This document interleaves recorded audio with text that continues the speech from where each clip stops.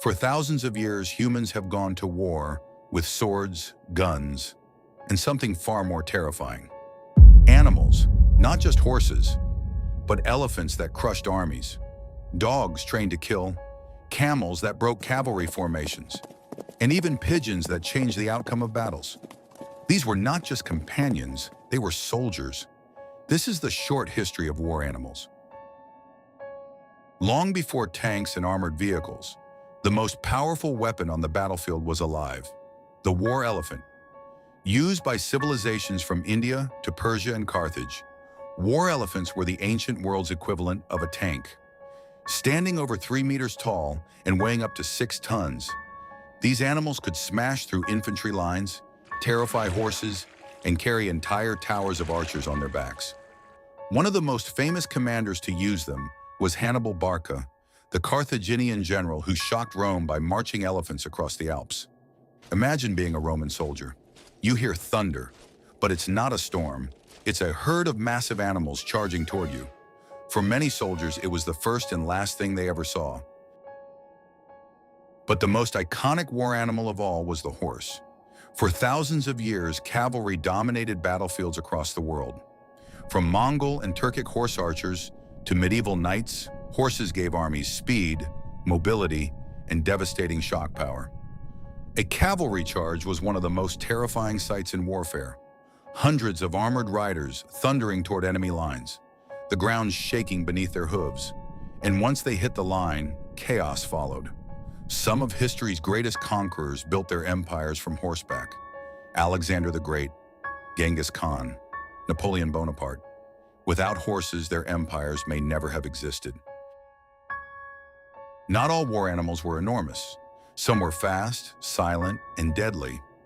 Dogs have been used in warfare for over 2,000 years. The Romans used them as attack animals. During the Middle Ages, they guarded camps and hunted enemy scouts. But their most controversial use came in the 20th century. During World War II, several armies trained dogs to carry explosives toward enemy tanks. The idea was brutal. Dogs were trained to run underneath vehicles, triggering explosives. While the tactic was controversial and often unreliable, it shows just how far humans have gone to use animals in war. Yet dogs were also heroes. Messenger dogs carried critical information across battlefields where radios failed. Many saved entire units.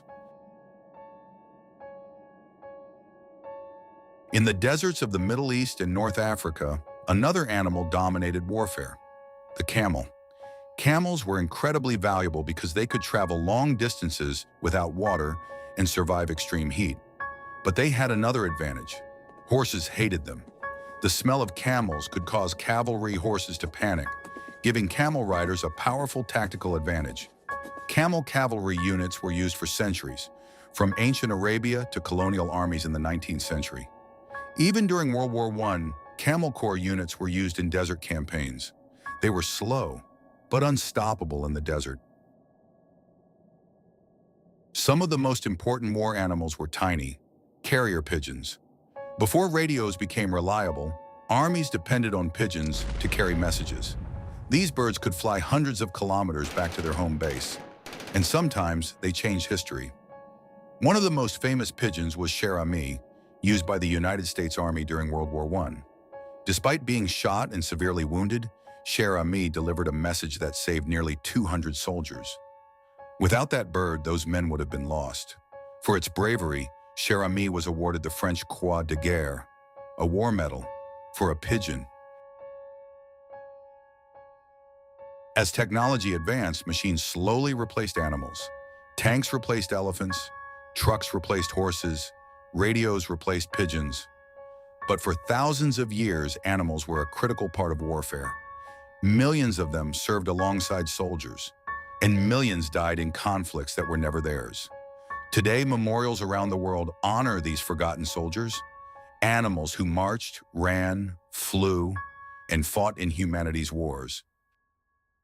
War is often told as a story of generals and armies, but sometimes history was carried on 4 legs or 2 wings, and sometimes history was written by animals.